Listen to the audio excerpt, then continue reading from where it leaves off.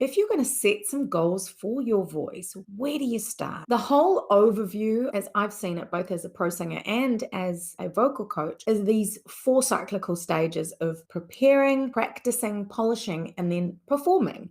And they just repeat, they just move round and round. The most important place to start is with the end in mind. And so I wanted to throw a few options of what some goals could be. Setting a performance goal for the next 3 months could be a great goal to work towards, and in turn, something that keeps you motivated to do all of those other things, the practice, the polish, and the preparing in pursuit of that performance goal. And so when you're performing, it can look like a live stream. It can look like pre-recorded videos to YouTube. And this is specifically if you're just not at the point where you're ready on your performance journey or your development journey as an artist to be performing live. There are smaller ways you can perform live. You can do busking, you can do open mic nights, you can do a house concert where you're keeping the logistics a little bit smaller, all the way through to if you're an emerging or an established artist, you might be creating a set for a live performance as a support act, or you might be headlining yourself. But I do really believe that the thing that motivates us, and this is again from my own personal experience and working with new emerging and established artists, the thing that lights a fire under people's butt is having something to work towards. So a performance goal that I would love you to consider creating for today, for your own singing goals, is set a date in the next 90 days where you're going to do a performance and you're going to work towards it. And this is how we work towards it. We reverse engineer back. And the next phase in my performance and singing confidence framework is to then polish. When I'm working out my performance goal, I'll be like, okay, I'm going to do a live stream for 30 minutes. And then I'm going to think, how many songs do I need for that? Roughly 10 songs, maybe. Okay, cool. So then I know I need to select 10 songs. I go ahead and I select my 10 songs. You can go for songs that you know are either your originals or covers that support the style or the genre that spotlights your voice the best.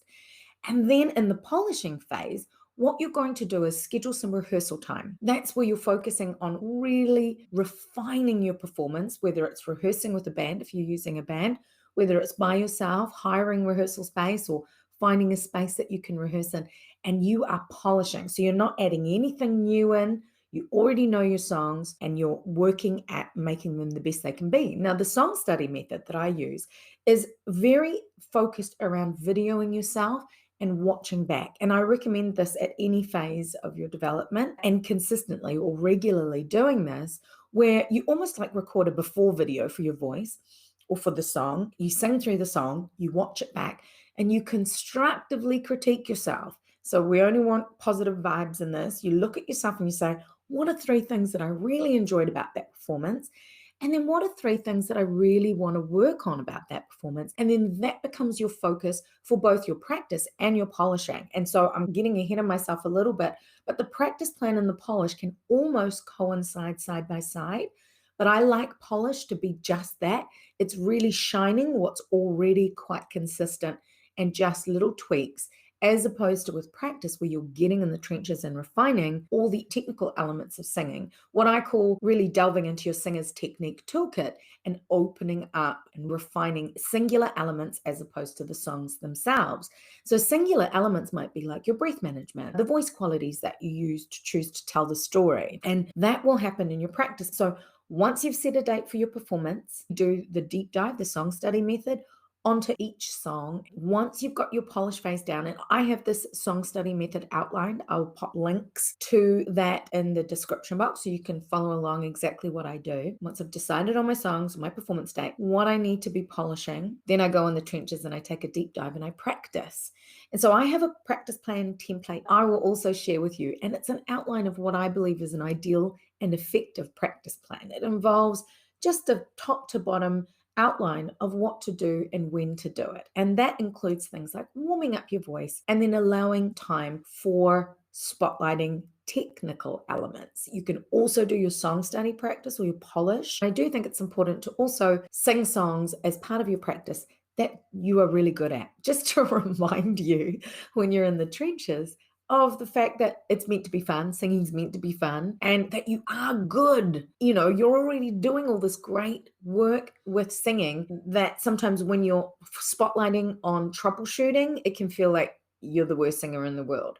So I want you to remember to balance things out, sing for fun, listen to music as part of your practice plan, read some inspirational books, watch Netflix documentaries about artists, and get inspired. Stay inspired as part of your practice. The logistics, like what a practice plan goal might look like, 1 to 5 times a week, 15 to 60 minutes. I like to use the kind of exercise analogy with vocal stamina when you're building up to or working towards something. It doesn't matter where you are in your development journey. If you're not performing regularly, you aren't as gig fit, or if you're not singing every day in a focused practice way, your voice isn't as gig fit as it could be, and you need to work at your vocal stamina. So, starting out once a week and then building it up to 5 times a week, starting for 15 minutes and building it up to 60 minutes is great. And you need to personalize your practice, just like if you were going to the gym and you were working with a trainer and they said, "What are you working towards?"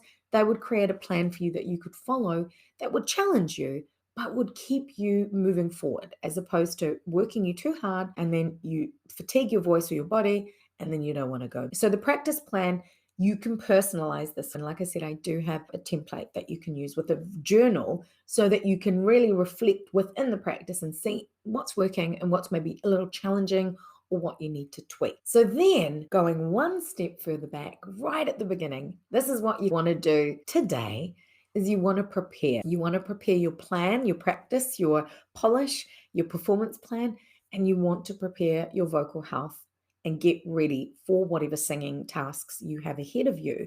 Now, for me, the most important thing that you can do for your voice is look after your vocal health and learn how to produce sounds efficiently and safely.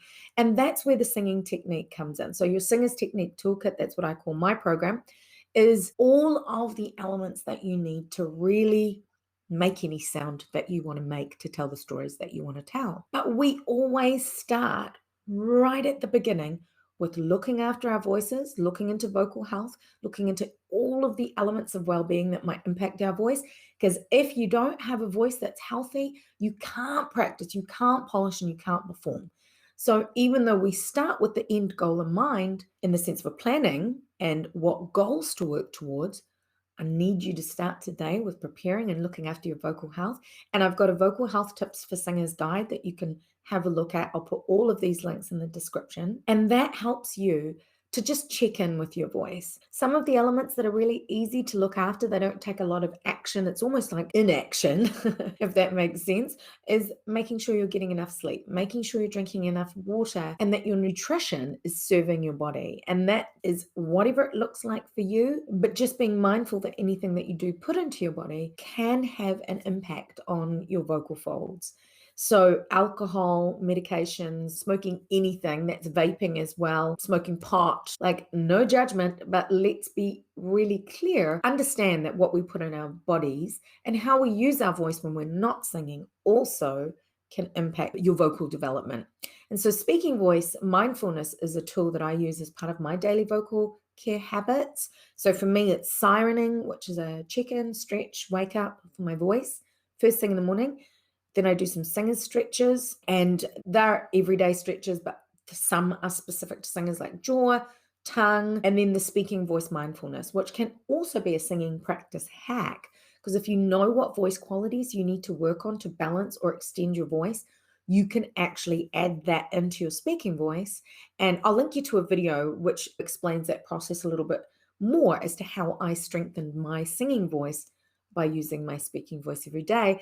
Plus, just avoiding being at the extremes of your speaking voice, like talking for too long, talking too loud, yelling, shouting, obviously over loud music, or in a cafe, like the coffee machine is so loud. I don't think we realize how loud it is and how much we have to work our voices to get over that. And then also the extremes down to if you're not speaking for long periods of time, what tools you can use to just kind of make sure that you're keeping your vocal agility and your pliability, or whispering, being in a situation where you need to talk quietly a lot. There are some things that we can use to minimize the stress of these extremes. And then obviously unwellness, what to do when you're not feeling great to look after your voice. So, all of these elements, these are all little stepping stones that can become vocal goals that you set for yourself. Now, here are some singing technical vocal goals which you could work into your practice plan: extending your vocal range, being able to vibrato or control your vibrato,